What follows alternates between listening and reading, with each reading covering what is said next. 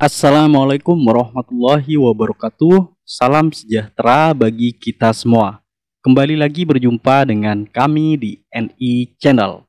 Di kesempatan video kali ini, saya akan membagikan masih tentang info GTK, di mana info GTK di video sebelumnya, info GTK tersebut belum bisa diakses dan muncul keterangan dalam proses verifikasi data.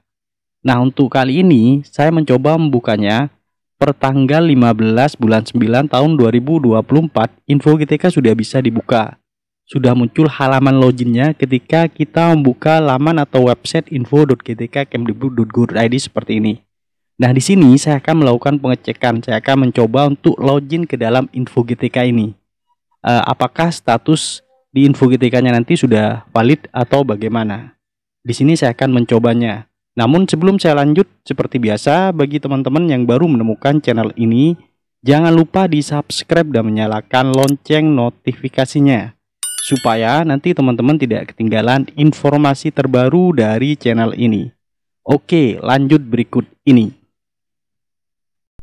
Nah, di sini teman-teman buka laman info GTK-nya. Nah, untuk melakukan atau membuka laman info GTK, teman-teman bisa langsung telusuri atau ketik pencarian di Google dengan kata kunci info GTK seperti ini.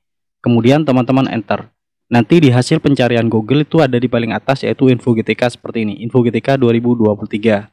Nah, di sini mungkin belum diupdate, seharusnya ini info GTK 2024, tapi tidak masalah, kita klik yang info GTK ini.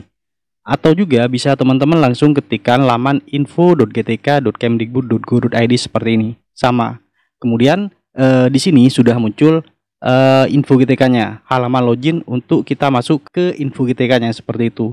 Nah, kalau kemarin kan belum bisa muncul halaman loginnya, masih dalam proses verifikasi data seperti itu. Nah, sekarang sudah bisa, tinggal teman-teman di sini masukkan username dan password, kemudian kata kunci atau masukkan huruf pengamanan di atas, huruf pada gambar di atas di sini. Nah, untuk username dan password sudah pernah saya jelaskan di video sebelumnya. Kalau teman-teman belum tahu, silahkan hubungi operator sekolah masing-masing. Nah, username dan password ini dipakai di Dapodiknya. Jadi minta ke operator sekolahnya masing-masing jika teman-teman belum mengetahuinya. Kemudian kalau sudah mendapatkan username dan password, tinggal kita masukkan di sini, kemudian tinggal kita klik masuk. Nah, di sini sebelumnya saya akan memasukkan username dan passwordnya terlebih dahulu.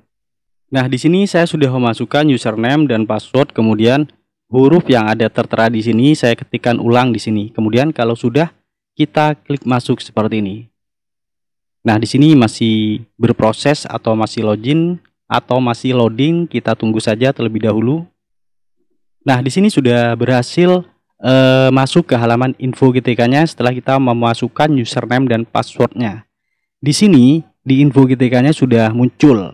Namun di sini masih ada tulisan uji coba validasi, seperti di sini ada tulisan uji coba validasi. Jadi masih dalam proses uji coba.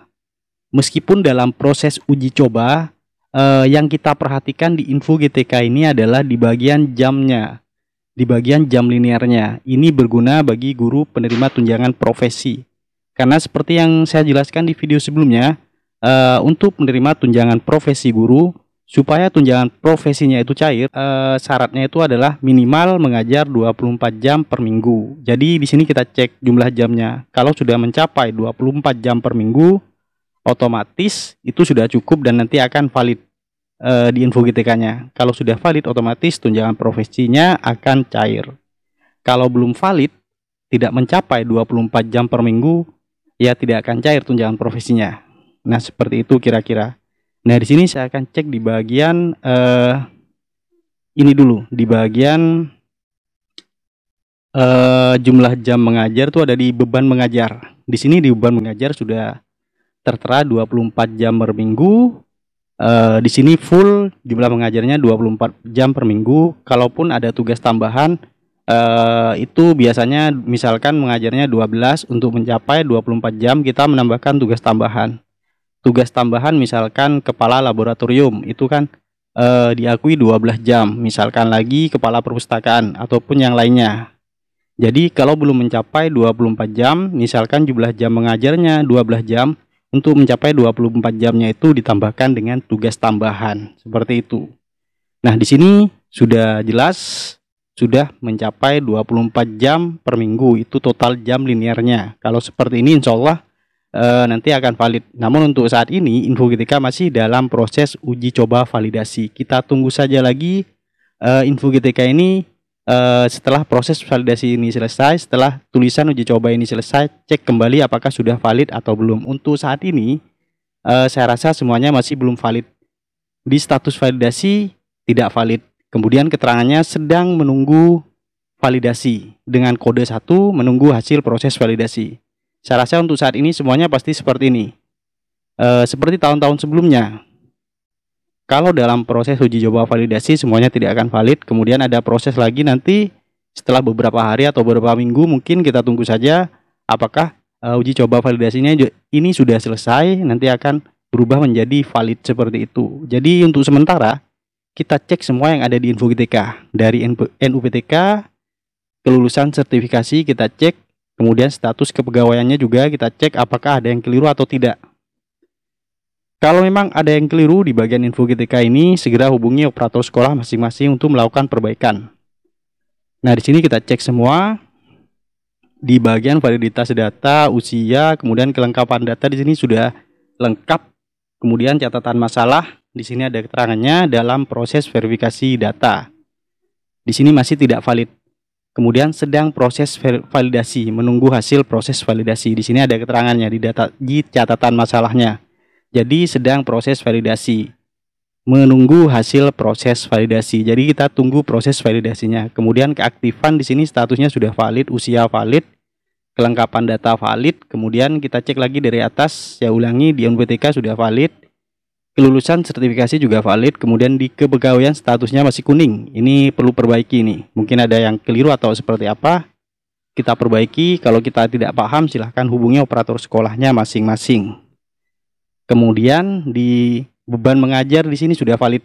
Nah, intinya di sini sudah valid. Kemudian format pembayaran statusnya masih belum ada keterangan, masih abu-abu seperti ini, tapi di sini sudah muncul datanya.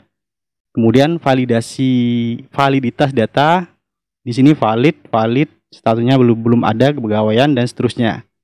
Dicek saja usia, kelengkapan data sudah valid, keaktifan valid, catatan masalah sudah saya jelaskan tadi. Kemudian di bagian resume. Di bagian resume ini intinya hasil dari data yang di atas ini. Ada di bagian resume, identitas diri, status kepegawaian, pendidikan formal, kemudian pangkat golongan kalau memang PNS ataupun P3K, kemudian informatik. Ini adalah pendidikan formal dari guru tersebut yang ada di InfoGTK yang dimasukkan di Dapodik dan akan muncul di InfoGTK ini.